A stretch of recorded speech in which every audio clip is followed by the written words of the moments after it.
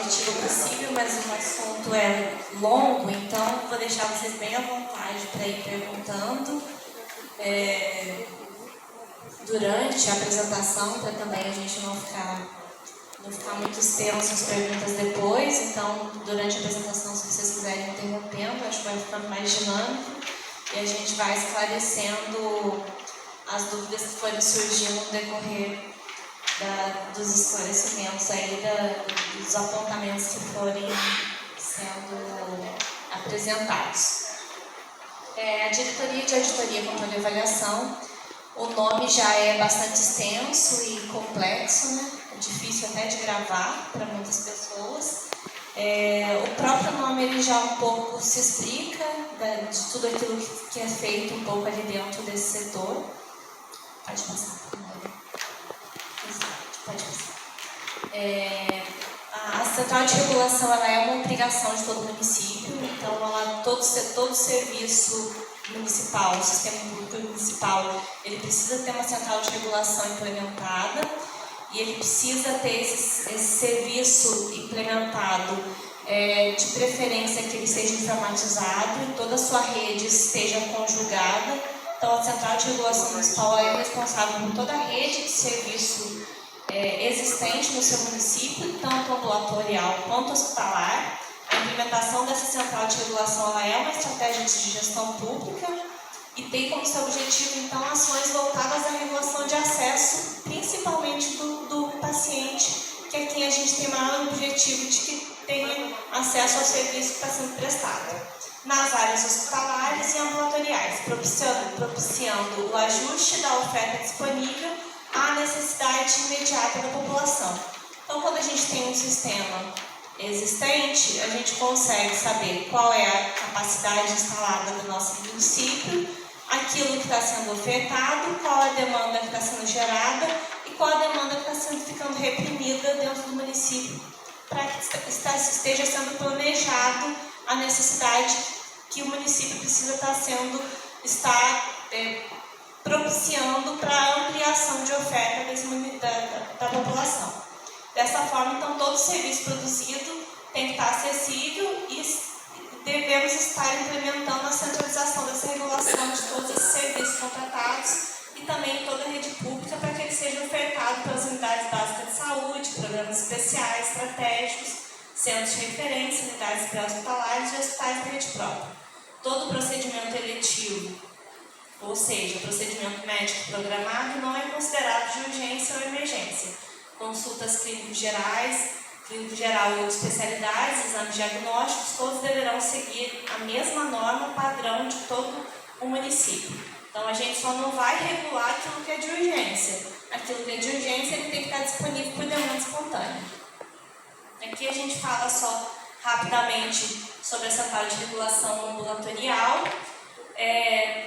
Sem dúvida, o arcabouço de maior acesso da população. A Central de Regulação Ambulatorial onde ela está envolvida a maior rede de saúde. Ela está presente no acesso de todos os serviços municipais, tanto da média e da alta complexidade. Ela está presente tanto na Central de Regulação quanto nas unidades básicas de saúde e também na alta complexidade dentro dos hospitais.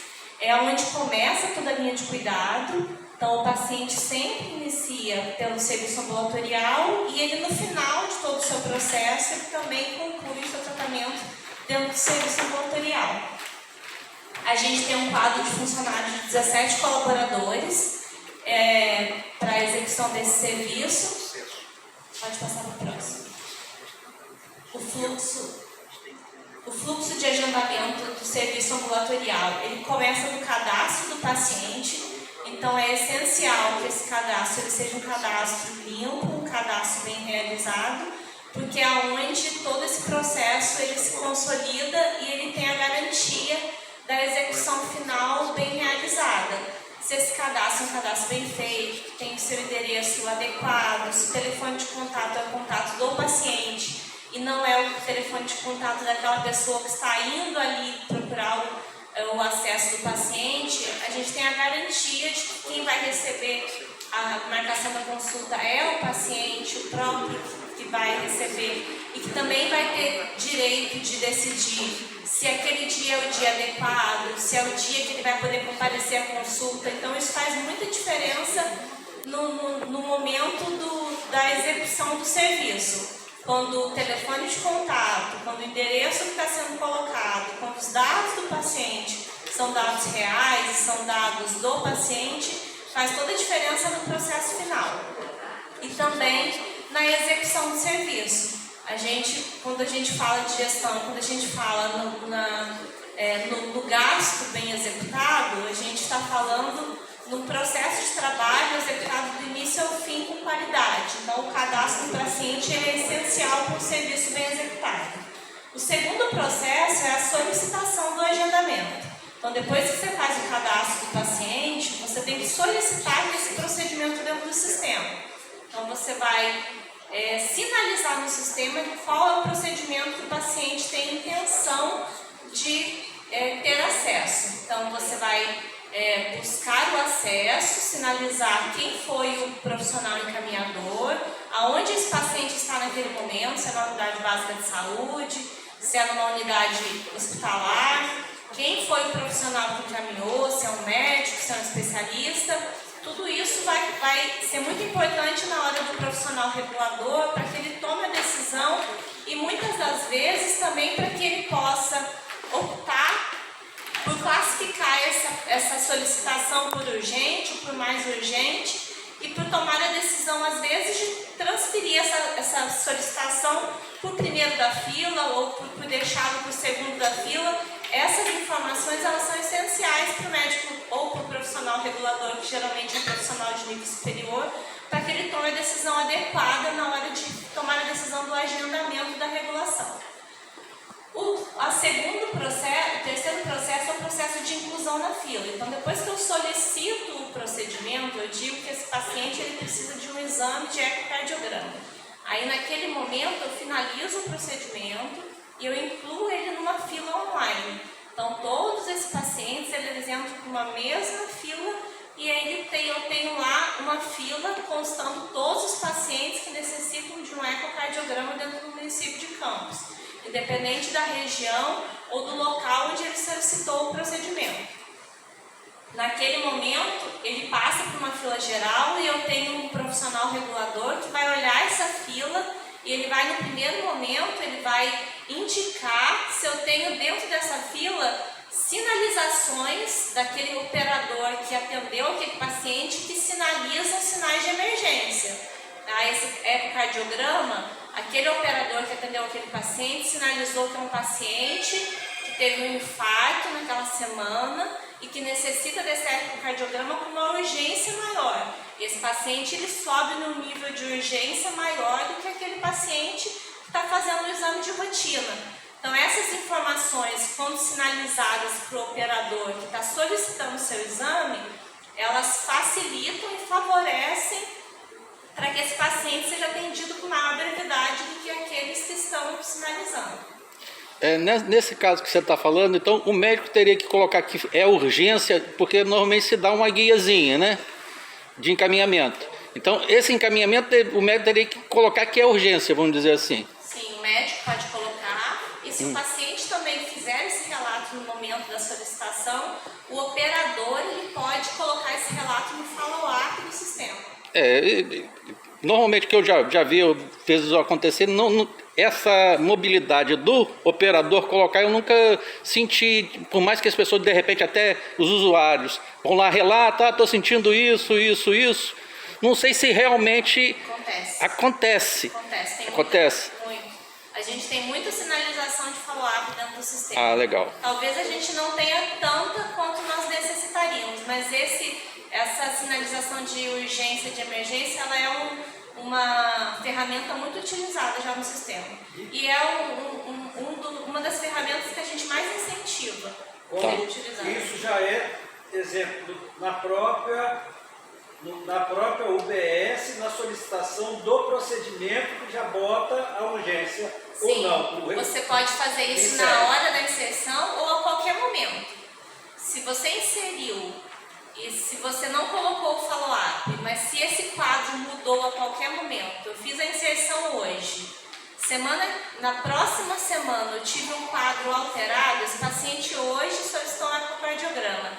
Na próxima semana ele teve um infarto. Ele pode voltar ao UBS e pedir para que seja colocado um follow-up. E aí ele sobe de nível. Ele sobe um nível acima e ele passa a um estado de urgência maior. E aí quando o regulador ele puxa a fila, a primeira fila que ele puxa é quais os pacientes de urgência que eu tenho na fila. E aí é essa paciente que ele regula primeiro. E aí quando o paciente vai para a próxima, quando os funcionários que são responsáveis pelo agendamento vão colocar o paciente dentro da vaga, é esse paciente que ele vai agendar primeiro. Correto, mas isso, desde o momento que tem essa notificação, eu já vou mais adiante um pouquinho. Talvez você chegue lá, mas você falou para a gente perguntando. Porque às vezes tem essa notificação, mas ele ainda é obrigado a levar os exames no núcleo, mando levar os exames no núcleo para confirmar. Então, eu quero saber o porquê dessa...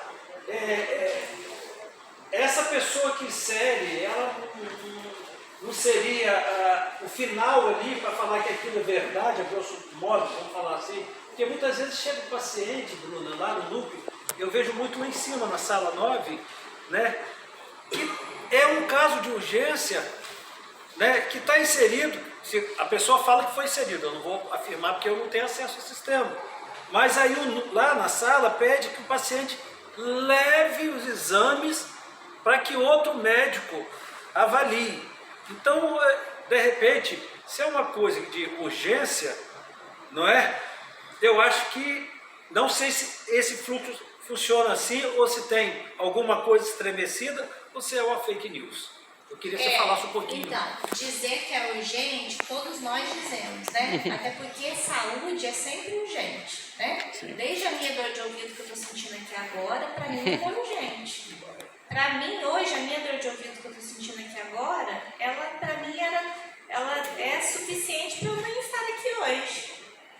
O infarto daquele paciente que está lá na emergência lá do Ferreira Machado, hoje é urgente também. Então, o quadro de urgência, ela é urgente para o paciente que está sentindo naquele momento. Então, quando o operador solicita qualquer procedimento, é para que a gente tenha qualquer embasamento, porque nós temos responsabilidade não com o paciente, mas com uma população de 600 mil habitantes. Então, naquele momento que eu tenho um paciente na minha frente dizendo, eu quero que você me passe na frente de uma população de 600 mil habitantes. Quando eu tenho um sistema que o operador, a Adriana, lá da UBS de Campelo, sinalizou para mim que era urgente, eu estou confiando na Adriana, que ela sinalizou e que ela teve o paciente na frente dela. Eu preciso confiar nela. Se você esteve lá no núcleo, eu preciso que o paciente apresente lá para mim qualquer coisa que eu possa sinalizar. Então, a gente segue um protocolo da mesma forma que a Adriana lá no UBS de Campelo. Não, sim, eu digo o seguinte, vale o que ela informou lá, se é urgente, sim, não se faz necessário ir no data levando os exames. Se está urgente no sistema, sim. Agora, simplesmente chegar e dizer para mim que é urgente, infelizmente, o estado de urgência é para todo mundo. Não, aí eu entendo que a pessoa tem que mostrar. Então. Esse cadastro que você citou lá, que faz toda a diferença, e realmente é muito interessante, esse cadastro é feito no núcleo, é feito na UBS? Não, é feito em toda a unidade básica de saúde. Hoje, na verdade, no primeiro atendimento. E ele deve ser revisto a todo e qualquer momento. Na verdade, ele é um compromisso meu como pessoa e paciente. À medida que eu troco o meu telefone ou o meu endereço, eu deveria comparecer à unidade de saúde mais próxima e falar, olha, eu preciso renovar o meu cadastro, porque isso vai mexer com a minha vida. Sim. Eu tenho uns exames aí que a qualquer momento vai me ligar e eu preciso que alguém... O que a gente acompanha com muita frequência, infelizmente é uma grande realidade, são muitos pacientes que não têm nem telefone. E aí, como o nosso modelo de trabalho hoje é um sistema informatizado, que envia mensagens, e que se comunica através de mensagem de WhatsApp, SMS, A gente já chegou a se questionar milhares de vezes. Vamos retroceder? Fazer com que todas as pessoas voltem a pegar o papelzinho? Então, seria um retrocesso, né, de trabalho. A gente hoje envia em torno de 11 a 15 mil mensagens dia. Nós temos um painel de controle de mensagens que em torno de 9 a 15 mil mensagens, dependendo do dia, da fase do mês. As agendas, a gente vai ver no próximo, aqui no anterior, todas as agendas do mês, elas são abertas, começam a ser abertas no dia 12. Essa é a nossa orientação para todas as instituições do município. Então, dia 12 é a nossa orientação, abram as agendas. Então, essa é a nossa primeira orientação. Dia 12 eu sinalizo o primeiro alerta. Hoje é o segundo dia de abertura de agenda. Dia 13 o terceiro alerta, terceiro dia de abertura de agenda. No dia 14 eu falo, último dia de abertura de agenda. No dia 15 eu já falo, encerrou a abertura de agenda. Então no dia 15 a gente já está na cobrança. Quem não abriu a agenda? Aí eu já vou tipo SPC, não abriu, fulano de tal, não abriu a agenda, fulano de tal não abriu a agenda. Porque o meu compromisso com a cidade é muito grande. E aí, a partir do dia 15, e aí eu não tenho só Álvaro Alvim, Plantadores, Santa Casa e Beneficência. Nós temos todas as unidades básicas de saúde, o PHs, programas, centros de referência, então são todas essas unidades que abrem as agendas do mês. Então são aí aproximadamente 100 a 120 mil procedimentos que são abertos durante esse período. Então, até o dia 16 a 17, eu tenho todas as agendas do município abertas. Eu tenho um compromisso de até o dia 20 ter dado cota para a cidade inteira. Então, o que é dar cota? É liberar as agendas para o município. Então, a partir do dia 20, todo mundo pode agendar. Aquilo que todo mundo agenda, todo mundo vai agendar. Aquilo que o núcleo tem responsabilidade de agendar, vai agendar para todo mundo. Então, no dia 20, todas as agendas do mês subsequente estão liberadas para agendamento. Então, a gente tem esse compromisso firmado com a população, de abrir essas agendas nesse período. Então, nesse período do mês, entre o dia 20 ao dia 10, eu tenho em torno de 15, às vezes 18 mil mensagens sendo enviadas por dia. Então hoje, apesar de eu ter uma grande parte da população que às vezes não tem celular e não recebe a mensagem, eu ainda tenho muita gente que recebe e que tem esse meio de comunicação que ainda é um grande facilitador. Ele recebe a mensagem, ele se comunica por ali, então ainda é um sistema que é muito vantajoso. Mas o cadastro é o primeiro passo e o mais importante para que ele seja relevante. Então, a gente costuma falar muito para todo mundo. Às vezes eu vou fazer um favor para um amigo e eu vou lá e eu coloco o meu telefone. Então eu não estou fazendo um favor, eu estou prejudicando a vida dele. Porque aí eu recebo uma mensagem, naquela hora eu estou com a minha vida toda tumultuada. Eu esqueço de avisar ele que a consulta dele foi marcada. E aí eu prejudiquei o meu amigo, prejudiquei o sistema de saúde pública, porque uma consulta, um exame foi perdido, outra pessoa estava precisando. Então a gente tem que ter esse compromisso. Fazer uma perguntinha. Quando a senhora fala abrir a agenda no dia 12, só abre no dia para a população procurar no dia 21. Esse abrir significa o quê? Montar as agendas. Ela fala, o postinho fala, o tal médico vai atender 20 pessoas, Isso. tal dia. Tal dia, tal hora. Então, monta-se as agendas a partir do dia 12. Quando eu tenho todas essas agendas montadas, aí eu libero as fotos para a cidade inteira, porque senão fica tudo muito picadinho. Sim. Aí eu fico marcando de um lugar, marcando no outro, eu corro o risco de perder alguma coisa. Então, na hora que eu tenho todas as agendas da cidade aberta, aí eu dou cota, que aí é efetivamente liberar essa agenda para ser executada, aí a gente libera ela para ser agendada. Tá, entendi agora. Aí essa agenda pode ser executada e liberada para a cidade inteira. Mas essa data, ela é respeitada. A partir do dia 12 eu libero o primeiro alerta para a cidade inteira. Agendas devem ser abertas no dia de hoje. Para os postos de saúde, para os responsáveis, para cada... Saúde, hospitais, PHs, todo local onde eu tiver uma agenda sendo aberta. Tá. Qualquer agenda sendo aberta. Então eles têm que informar quem é o médico que vai atender, qual os procedimentos que vão ter dentro e do hoje hospital. a gente preconiza em qualquer local que eu tenha qualquer profissional que faça qualquer tipo de serviço que ele seja agendado através do sistema. Tá. Mas como que muitas vezes acontece, no dia 20 tem lá 100 pessoas, tem lá 20 especialidades, 10 especialidades de médico, cada um atende durante um mês 200, 300 pessoas. E acaba todas as fichas daquele médico do mês todo em pouco tempo. Ou já existe um pré-agendamento que o próprio sistema já vai encaixando. Durante o mês inteiro, porque a nossa orientação não é que faça fila. Sim. Durante o mês todo, você foi comparecer na UBS e seu pedido foi solicitado no sistema. Então a fila já estava lá, online. Ah, tá. Você já estava no sistema. Então quem não Quando a cons- agenda abriu, eu peguei a pessoa que já estava no sistema, na fila. Não foi a pessoa que estava lá paradinha esperando a vaga abrir. Mas normalmente tem locais que não tem esse agendamento. Online? É online, né? Não é a nossa orientação. Todos Todos os têm. locais são Até obrigados a até Sandu. Sim. Eu tenho uma pergunta sobre talvez um pouco mais de infraestrutura do que... Como é que é provido a internet para fazer esse agendamento eletrônico para as UBSs hoje? Hoje a gente tem 100% de internet dentro do município. A gente tem algumas localidades que elas têm alguns pontos de estabilidade, mas a gente não tem mais nenhuma unidade aberta que não tenha internet mais. A gente tinha, quando tinha 76 unidades abertas, a gente tinha unidades que não tinham internet. Hoje, em funcionamento, todas têm internet. Então hoje na teoria nós conseguimos então em toda a rede do município implantar o prontuário eletrônico. Sim. Tudo conectado em rede.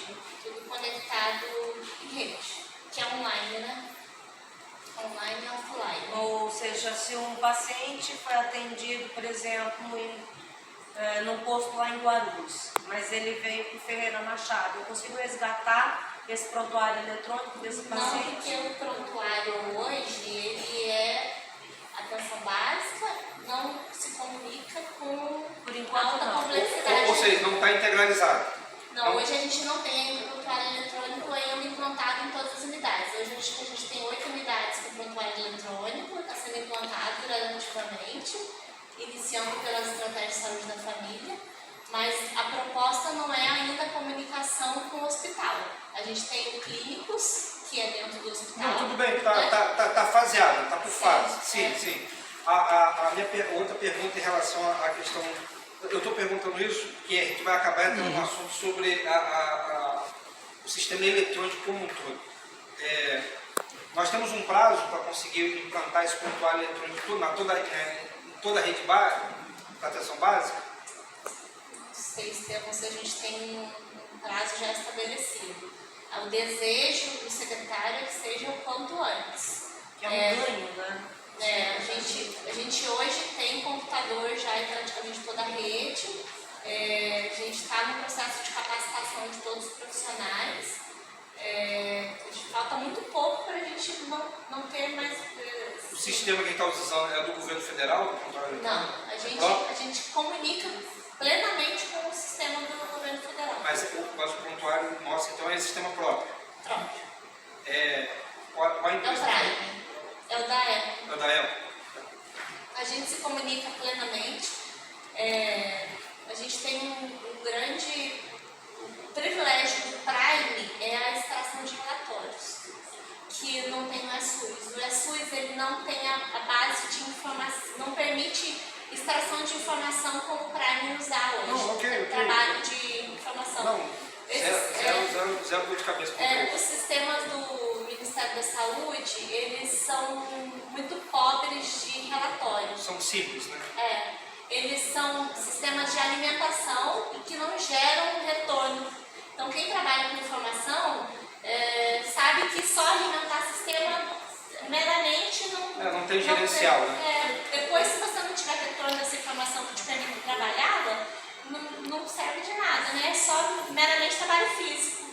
E uma crítica que todo mundo que utiliza os sistemas do Ministério faz. Então, mas Mais uma perguntinha, Bruno. Muitas vezes eu já presenciei que foi feito um pedido, encaminhamento, colocou no sistema. No governos anteriores, vinha uma mensagem automática. Na mesma hora, você mal saía do local que você marcou, já vinha uma mensagem que foi dada a entrada, um protocolo. Tinha até um número de protocolo.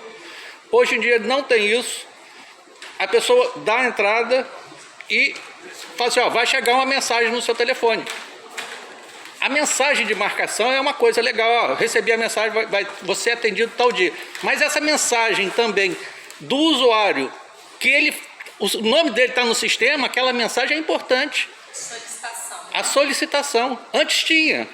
E eu já vi em alguns lugares, em 2 lugares, que na hora mesmo que a pessoa digita, ela dá um pedacinho de papel, que eu acho desnecessário. Se vier uma mensagem por texto, Por WhatsApp, né? por WhatsApp, não, vinha pelo SMS. Era muito bom. A pessoa já tinha uma segurança que o nome dela que foi inserido. Hoje, no aplicativo do Consulta Fácil, que fica lá No site. para vocês aqui.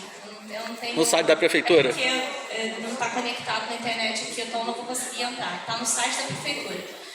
Acho até muito interessante que todos vocês façam o cadastro lá, quem não tem ainda, até porque ele é ferramenta de defesa da população, até quando a gente ouve uma pessoa dizendo Sim. que não conseguiu, né? Eu não digo nem defesa Do sistema em si, mas defesa do sistema, Sim. mas defesa da ferramenta. Primeiro porque lá eu consigo fazer o cadastro do paciente e consigo atualizar o meu cadastro, caso eu tenha mudado meu telefone e meu endereço. Segundo porque lá na primeira página eu tenho o status de todas as minhas solicitações.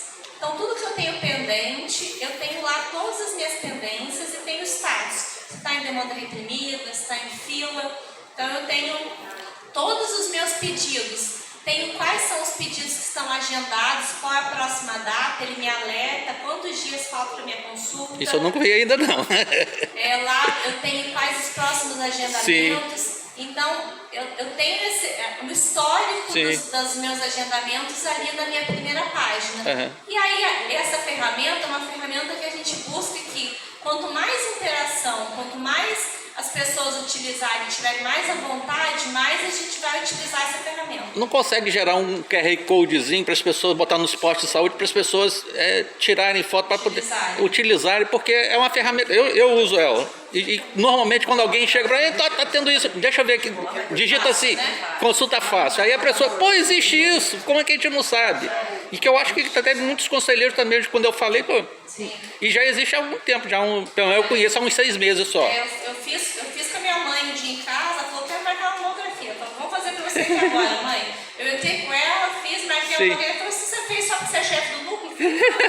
Eu fiz porque tá disponível para todo mundo. E eu já até auxiliei uma pessoa que marquei até uma mamografia, não sei como, mas não sei se abriu o mutirão, alguma coisa. Não, a mamografia está disponível o ano todo. Tá, mas só que, então, eu já tentei com outra pessoa e já não consegui. Então depois eu queria até depois de ver como é que tá. Quanto tempo que a pessoa leva para retornar ao médico com o exame que o médico pediu? Aí fez todo esse exame, vai lá, mostra o exame para o retorno. Quanto tempo o paciente tem para voltar para mostrar esse exame? Você quer saber o que o SUS preconiza? Porque às vezes a pessoa tem um exame, foi ao médico. Quando eu fui ao médico, ele pediu o meu exame todo, eu fiz, fui lá, o rapaz botou no sistema. Quanto tempo leva para retornar ao médico para mostrar esse exame?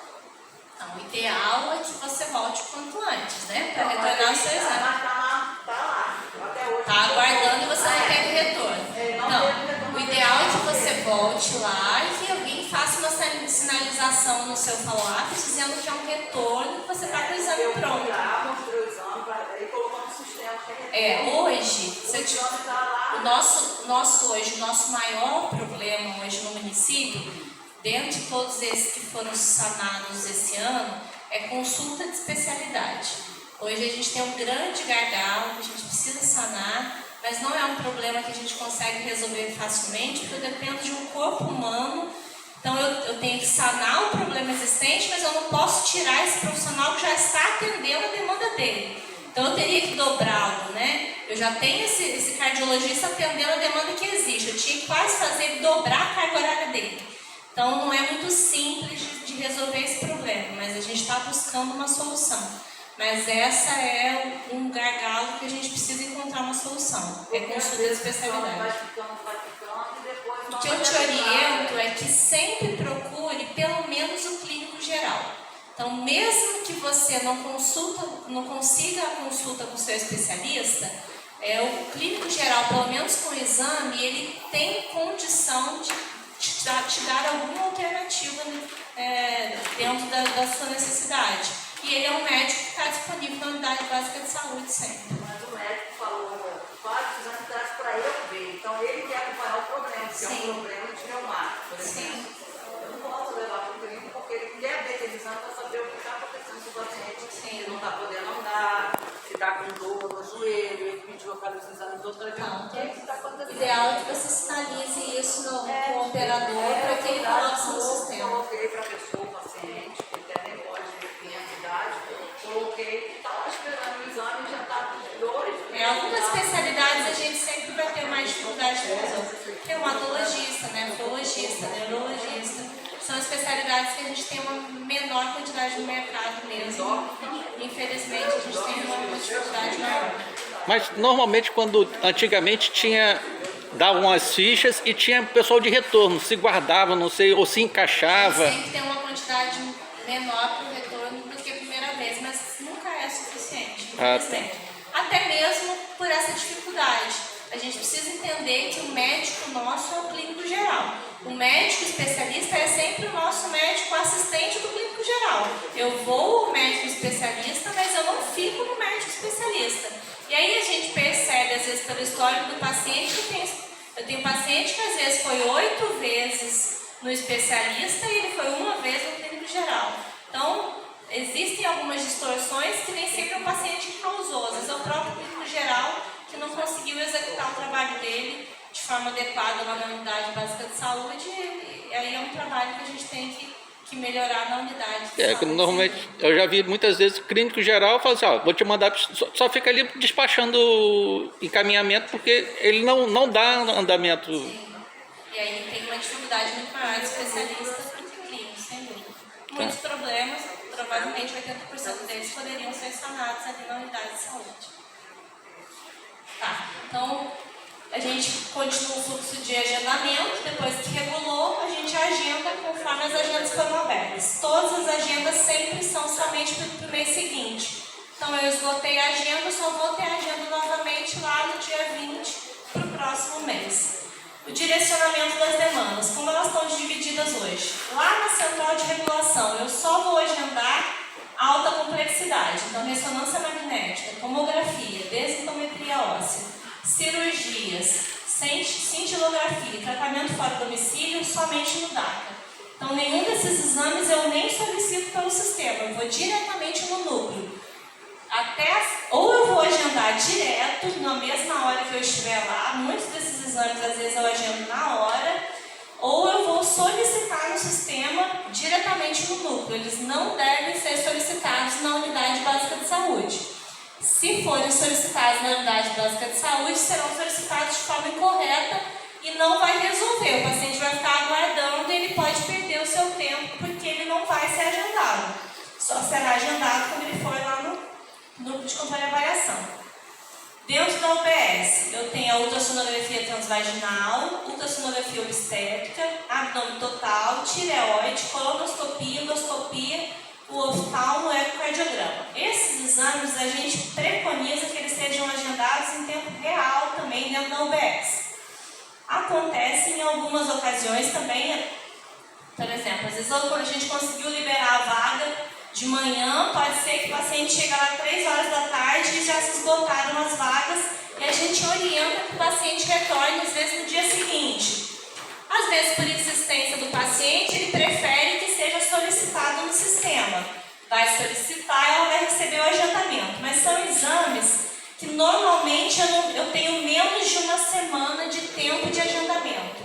A gente preconizou esse grupo de agendamentos da UBS, que a gente entende que é um grupo de agendamentos que a gente, para detecção precoce de algum câncer. Fora a oftalmologia, que a gente incluiu aí, porque é uma das especialidades que poderiam estar lá dentro do grupo da clínico geral, ginecologia e pediatria, mas é uma especialidade que eu dependo de um consultório com alguns equipamentos mais especializados. Então a gente deixa à disposição da UBS o ecocardiograma por conta do grande volume dos problemas cardíacos, endoscopia, colono e os outros ultrassons. A gente está falando de doenças que são diagnosticadas, neoplasias que podem ser diagnosticadas com essas, iniciadas o diagnóstico com essas ultrassons. Então a gente imagina que se eu tenho esse grupo de procedimentos na ponta, eu tenho um diagnóstico precoce iniciado na UBS. Então essa era a proposta. Eu tenho esses exames mais facilitados e que a gente orienta que eles não sejam nem solicitados, que eles sejam agendados em tempo real. Faltou ali a ultrassom de mama também, que é solicitado. Fora esse grupo aqui, todo o restante na UBS eu solicito a qualquer dia e qualquer hora. Então, todo procedimento ou consulta que eu chego na UBS, no mesmo momento eu tenho que ter esse meu pedido solicitado na hora. Não tem dia e não tem hora para agendamento. Volta no dia tal, na hora tal. Não existe isso. Pode questionar o encarregado, porque isso não é orientação, isso é proibido. Não tem dia e não tem hora para agendamento. Eu tenho que ter a minha solicitação e meu agendamento feito em tempo real. Porque a nossa orientação é que eu entre na fila naquele momento que eu estou ali. Então, naquela hora, eu tenho meu nome incluído na fila. E aí, a partir dali, eu devo ter o compromisso de tempo em tempo, se eu não recebi o meu pedido, eu passo lá. Agora que vocês conhecem o Consulta Fácil, baixa o Consulta Fácil no telefone, cria um atalho na tela principal do celular, entra lá pelo menos uma vez por semana que você vai acompanhando o seu pedido.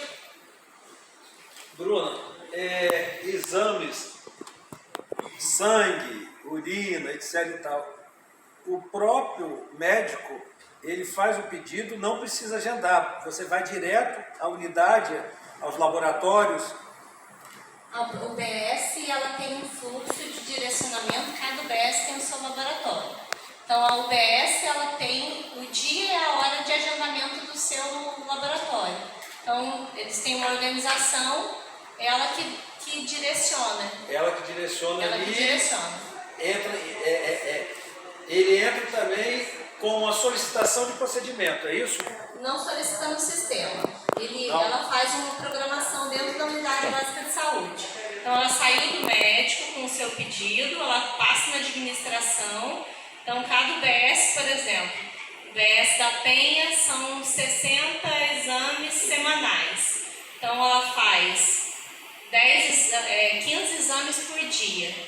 15 exames todos os dias, 8 horas da manhã. Ela vai passar na recepção, a unidade vai dizer, olha, você vai comparecer no laboratório LabMed, terça-feira, 10 horas da manhã, em jejum de quantas horas? Tá. E vai carimbar e assinar o pedido dela. Uma coisa muito importante que você falou, que o que acontece, que existe muito essa confusão, é porque os próprios funcionários do atendimento, né, não vou falar que seja uma grande maioria, mas muitos, não sabem esse fluxo. Às vezes eu vejo, lá eu estou no DACA, lá no núcleo, eu vejo pessoas chegando, falando assim, mandaram vir aqui, da UBS, para agendar endoscopia. Aí eu vejo o pessoal do atendimento na sala 1 ali, falando, é direto da UBS. Aí a pessoa, com razão, a pessoa se revolta, às vezes a pessoa está com uma dor, alguma coisa.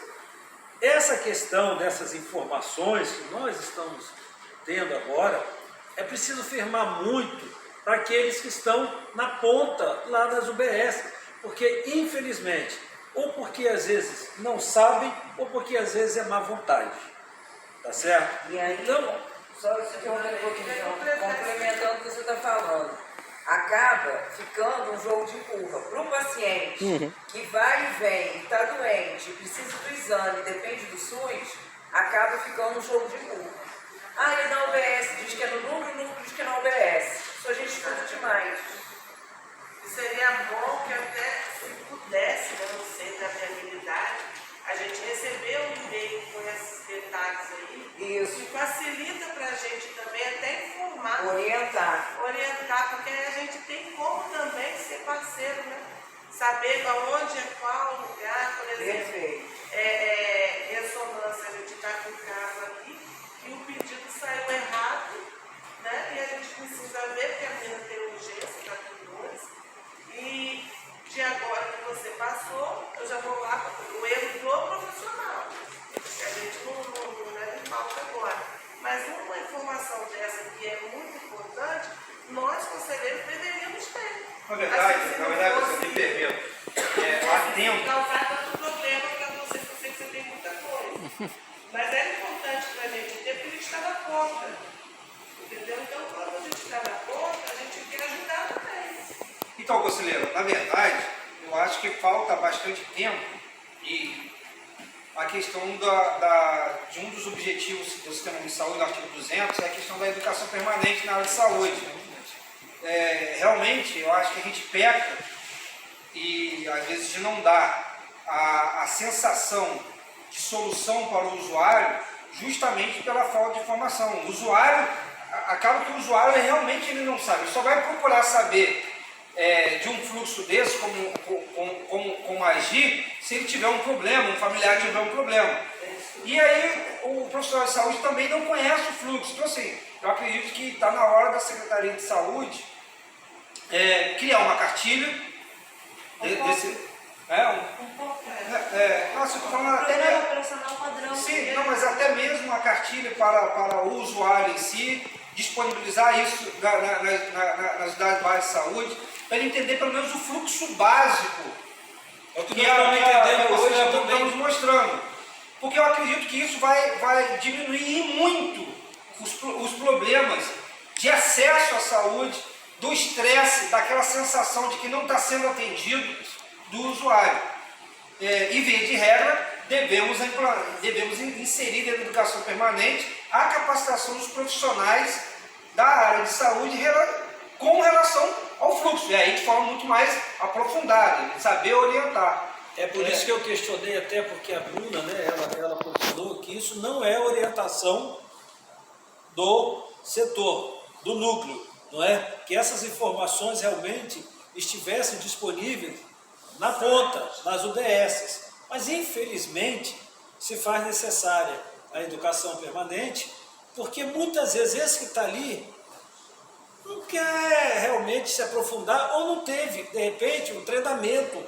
Na verdade, porque isso para a gente está sendo um treinamento. Eu fui ali tirar uma foto, porque para eu saber exatamente quando a pessoa chegar, eu falar assim, ó, é no núcleo, é na UBS, exame de sangue, é da sua UBS ali que você marca já. Entendeu? Eu tinha noção, mas muitas vezes eu ligava para você e perguntava, Bruno, como é que eu faço? É onde isso? Tá certo? Mas agora eu fui ali, tirei uma foto aqui, porque eu vou ter essa informação. E como a gente tem, é notório ver que temos muito a melhorar na saúde, muito, mas já melhoramos muito também. Eu falo porque eu vou para dentro do Hospital Ferreira, eu vejo, eu fui na HGG, eu vejo, tá certo? A gente vê o empenho. Então, quando eles reformaram ali embaixo para a emergência do Ferreira, eu falei para o Gilberto, para o doutor Arthur, eu falei, o paciente precisa ter dignidade, ele chega aqui no ambiente todo sujo, ele está falando assim, estou entrando no caixão. Agora ele chega no ambiente, tá certo? Limpo, as pessoas limpas, as pessoas respeitando esse paciente, ele fala, eu vou ter uma chance de viver. E A mesma coisa o Estevam, como a conselheira ali também falou, e você falou que não é norma, mas que fique então um pedido, de repente, de bater mais em cima da ponta, porque tudo sobra, infelizmente. Eu acho que pode ser, o conselho pode ser até mais enérgico. Eu acho que o conselho poderia resolver determinar a Secretaria de Saúde que proponha um programa de educação permanente voltado, eu não posso propor, porque presidido, voltado a essa questão de fluxo de atendimento.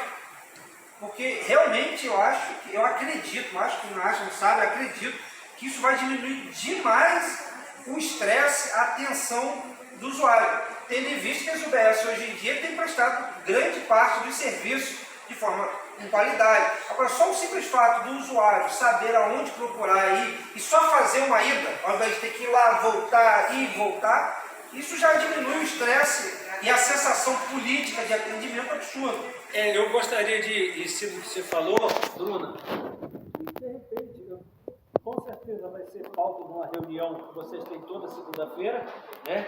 Toda a administração da saúde, né? Que você, com certeza, eu acho que essa ideia aqui é uma ideia que vocês já devem ter reparado isso, com certeza, né? Mas que tragam numa próxima reunião para a gente qual seria a solução em cima disso.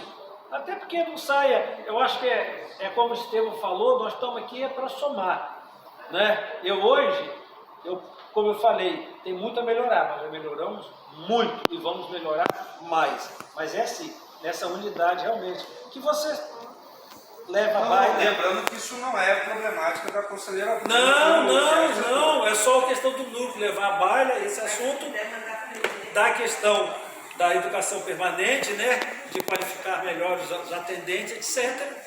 Isso é uma problemática que a educação permanente deveria estar preocupada em fazer. Correto. Né? Correto. O que acontece hoje no problema político é que quando as pessoas são nomeadas ou são indicadas para dentro do cargo, ela não sofre qualquer treinamento. Ela é colocada naquele dia ali, olha, isso aqui você está aqui. E isso que causa vários transtornos. Ela é contratada, sentou ali na frente. Isso causa vários transtornos. Então, assim, e a educação permanente nossa está parada há muitos anos. Na verdade, parou no governo de Rafael Diniz lá, né, lá atrás. E a gente precisa realmente dar uma atenção à educação permanente e voltar eficaz. Esses programas. Eficaz. Não só dizendo. Não, porque nós já tivemos um programa de educação permanente aqui que estava dentro da contratualização, inclusive. A Santa Casa era contratualizada, a faculdade, a Fundação Imperial Educatória da Faculdade também era contratualizada, voltada para a